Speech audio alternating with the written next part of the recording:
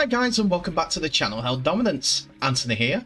Please remember to like and subscribe and also click that notification bell if you're enjoying what you're seeing and if you want to see more. Coming up in today's episode, Amor and Peat find their new clubs. Tom Trbojevic's 2022 rugby league season is over. Plus my reports on how Trbojevic's Manly Sea Eagles do against the Melbourne Storm. We start the episode with the news that Australian star Tom Trbojevic will be ruled out for the remainder of the season, in which is a huge blow for Manly Sea Eagles, Australia and New South Wales. The Manly Sea Eagles fullback dislocated his shoulder in last weekend's 22-20 defeat to Parramatta Eels, and scans have confirmed the club's worst fears, with the coach Des Hasler saying he requires surgery, which is season ending. The 25-year-old will play no further parts for the Sea Eagles in this NRL season. It comes as a huge blow for Australia and New South Wales on the representative scene. A state of origin is just around the corner whilst the World Cup takes place in England later this year. Hasler said of the situation, he will have an operation. He won't play again this year. He will be an integral part of any footy team, not just Manly Sea Eagles, but the New South Wales Blue, which is just around the corner. At the same time, we realise it's part and parcel of what we do. Tom is so focused and obviously he is extremely disappointed, but we know that he will make a great comeback. Trbojevic has scored 78 tries in his 121 appearances for Manly since making his debut in 2015. He has also won 4 caps for Australia and helped keep the Kangaroos lift the Rugby League World Cup in 2017. However, he won't be able to help the Aussies defend their crown this year. On the origin scene, he has scored 9 tries in 8 games for New South Wales, and his absence will come as a huge blow for the Blues in this season too. He is now expected to join his coach Des Hasler in the box as one of the coaching staff for the remainder of the season, as his injury does not mean that he can't have an influence on how the side play. However, his misfortune offers another NRL comeback, shall we say, for winger George Taufua, after his 600-day NRL absence. While Ruben Garrick has been named at fullback for the Storm clash, Taufua's own recovery from a ruptured Achilles has seen him back in the NRL for the first time since the late 2020s. 600 days total. Taufua's tale is a further silver lining for the Sea Eagles, with the veteran winger making a successful return in the New South Wales Cup last weekend. Also a positive news, Manly speedster Jason Saab, who has had a toe injury, is being named in the Manly extended squad for the trip to Melbourne, but a return next week is more likely, while Martin Tupou is out with a quad strain.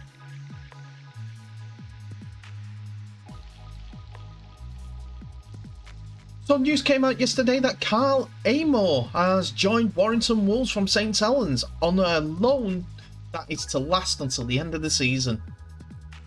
The 34-year-old trophy-winning Cumbrian who moved to Saints ahead of the 2014 season from Wakefield Trinity has just made a handful of first-team appearances this season.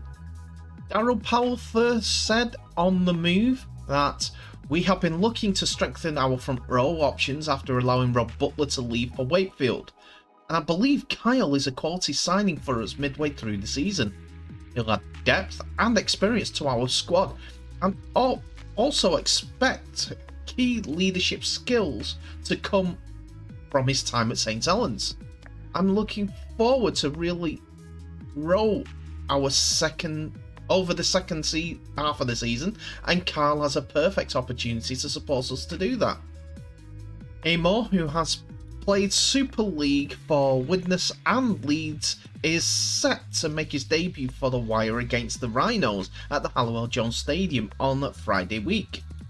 "To get back playing is a big thing for me," he said. "I wasn't perhaps getting enough time as I would like to at Saints, and when I got the phone call at Warrington about the opportunity, and I could feel myself getting excited again. The Halliwell-Jones Stadium has always been one of my favourite places to play. When I've played here for Saints, the place has been bouncing. It'll be great to get out there now, earn the respect of the Warrington fans, and feel the buzz around the place." The Whitehaven native played for his boyhood town club in the Championship, winning the competition's Young Player of the Year award when he first made his debut. Amor played for Leeds in the Super League, and then on loan from Leeds at Whitehaven in the Championship, as well as Wakefield Trinity among his clubs. He joined on a permanent deal with Saints and won the Grand Final 3 times in 2014, 2019 and 2020, as well as the League Leaders Shield in 2014, 2018 and 2019. He also came off the bench in the 2019 Challenge Cup final loss at Wembley, and he came off the bench again to score the final try of the game in the 2021 Challenge Cup final, winning 26 points to 12 against Castleford Tigers. He can call being part of the Grand Final winning squad on his resume in 2021, but he didn't get on the pitch during the Grand Final, despite being named amongst the subs. Toulouse Olympique are set to further the strength of the squad with the addition of former State of Origin hooker Nathan Peats. Rugby League Alive understands the 31-year-old is in advanced talks to sign a deal, which the club will see him link up with the squad until the end of the season also. The French club, who are currently 2 points adrift at the bottom of Super League, released Junior Vai from his contract last week, which freed up a quota spot, but they moved quickly to fill that spot in the shape of Peats, who has been playing for French elite competition side Albi Tigers. The competition finished last weekend, and now Toulouse have swooped to land Peats, who played for Lee Centurions and Huddersfield Giants in the Super League last season. Peats has earned praise from Ian Watson for his performances in Claret and Gold before leaving the club, who had already secured a deal for Danny Levi. Peats is understood to have returned to Australia for a short visit to see his family, but is expected to return back to the club in France in the coming days in order to link up with his new club. Despite interest from Salford Red Devils, he eventually made a move to France and is now set to continue his career over there, albeit in the Super League also. Peet had previously played in the NRL for 10 seasons, making 159 appearances in the competition for South Sydney Rabbitohs, Parramatta Eels and the Gold Coast Titans. He played for the New South Wales in 2017's State of Origin series. He is Toulouse's latest recruit, having recently signed the likes of Corey Norman and Daniel Alvaro. Their recent win over Wakefield has left them just 2 points behind and their Yorkshire club rivals approaching the midway stage of the season. Peats will be in contention to make his debut when they take on Super League champion St Helens on June the 4th, looking for their second win over Christian Wolf's side after shocking the world to defeat the Saints to secure their first win in the top flight.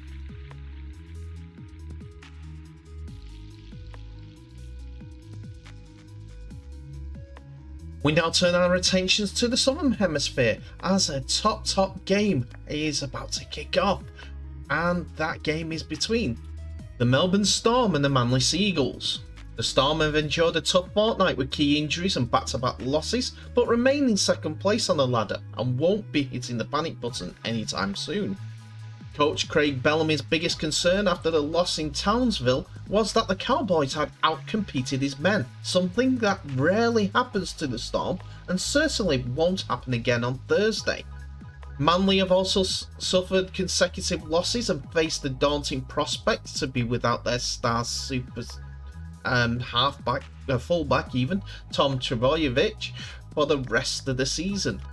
The Sea Eagles are renowned for digging deep in a crisis, and they'll need every bit of their trademark pride and resilience if they are to come away from AAMI Park with a morale-boosting win. So, who have the coaches named in their squads for the game? Well, first of all, the Storm have a blow yesterday with hooker Harry Grant ruled out after suffering an abductor injury during his captain's run. Brandon Smith moves into the starting side as hooker. Alec McDonald drops out due to illness. And Chris Lewis and Jordan Grant join the bench. Jerome Hughes makes a return in the halves, but Nelson Asafa Solomona remains sidelined with a knee injury, with Tui Kamikamacha to start at prop for the second consecutive week. For the Sea Eagles, Ruben Garrick moves to fullback with Trbojevic's shoulder forcing him out. Veteran winger George Tufua has been named for his first NRL game since round 17, 2020, in Garrick's place. Ethan Bulmore drops out on Wednesday, replaced by Kurt De Lewis. Flyer Jason Sabb is listed in the reserves as he edges closer to a return. Kieran Foran marks a significant milestone when he plays his 250th career game for the Manly Sea Eagles. In NRL total, should I say. So we're going to the first half, and as early as the 3rd minute, the Storm thought that they scored after Munster has supposedly put down in the corner. But unfortunately, the bunker says that it's no try. But it didn't take too long for the Storm to come through, and it's that monster again. As on the 7th minute, he scores in the corner once again, and it's 4-0, which is extended to 6-0 by Nick Meaney. There was almost another try, not 4 minutes later, but Christine Tupulatu got a try saver after a wicked bounce of the ball on the last tackle, forced him to desperation tackle again. Again, off another crossfield kick, the Storm almost scored again on the 16th minute, but the Manly Sea Eagles defence was holding out. It took until the 33rd minute when the Storm went in once again after Chris Lewis's inside pass got an inside pass off Jerome Hughes, who went in for the try. Chris Lewis's try was converted by Meaney for a 12-0 lead to the Storm. But it was a fairy tale return for George Tofua, as on the 38th minute he gets the ball off a flowing move to the corner and he dives over. Unfortunately, it's not converted for Ruben, but halftime scores come along and it's 12 points to 4 to the Storm. Not long after the second half starts, on the 43rd minute, the Storm are deep in Manly's 20-yard line, and a crossfield kick is put up, and Xavier Coates outleaps George Tufo to score off that monster kick. This try is converted by Meaney once more, and it's 18 points to 4. And Cameron Munster's been at the heart of everything in this game, and they needed him after the last 2 results. So, it's not until the 57th minute, and this was a cheeky try. Manly are working out from their 10-metre line, where Cameron Munster does a one-on-one strip on the Eagles' attack, and he goes in and picks the and puts in another try underneath the sticks, which meanly adds to 4. And it's his second try for Munster for 22 points to 4. 66-minute rolls on, and it's Storm that's in again. After a short dropout was not taken in by the Manly defenders, Daly Cherry Evans kick didn't go that didn't get to one of his team players, shall we say that, and Kenny Bromwich scores from close range to score a Storm, and it's 28 points to 4, which Meany fails to convert. Could have been 30, but unfortunately it's not so.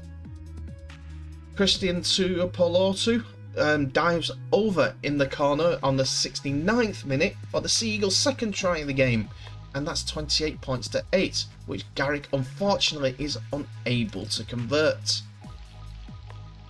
Unfortunately for Manly, that's where the scoring ends, as the full-time hooter sounds, and it's Manly Seagulls who have been put to the sword, 28 points to 8 in this Indigenous round. Munster is backfiring. And that's it for another episode, ladies and gentlemen. Thank you so much for watching. Please remember to like, subscribe and share this video worldwide, and also click that notification bell for any updates or new videos that may be coming your way. Tell me what your thoughts are of today's episode. It was quite an interesting one. Manly seemed to be rudderless without their star. Hopefully a few other players will step up, like Ruben Garrick, Daly Cherry Evans, Kieran Foran. But today wasn't the best time to do so, as the Storm were determined to break their losing streak. 2 games lost, never happened before, not going to happen to be a 3. So Storm come away with a win. What about Carl Amor moving across postcodes to go to Warrington? It's an interesting move. I know he wants to play rugby league, but he was doing very, very well in the commentary capacity. Hopefully he can still do that as well. Nathan Peats, good signing for Toulouse? You tell me in the comments below. Anyway, thank you so much for watching. Please remember to share this video worldwide. But in the meantime, I wish you all the best. Stay safe, and I'll see you in the next episode.